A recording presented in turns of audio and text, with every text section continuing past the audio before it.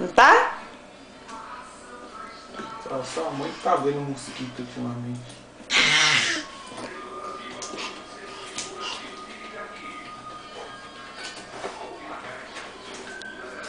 Fala pra sua mãe, tem que comprar a sua cadeirinha, não roupa. Roupa você não tá precisando. Vai cair.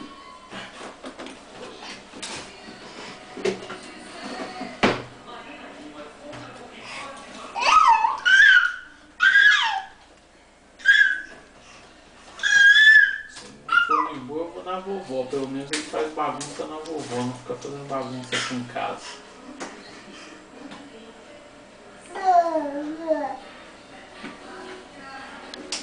Aí já a roupa pra você, hein, meu filho. Eu não lembro qual que é meu dinheiro. Você não vai olhar lá o preço? Não, aqui eu só tô simulando pra ver como que se a vista tem mais alguns pontos.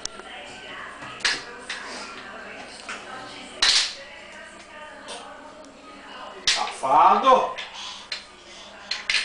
JP São Paulo.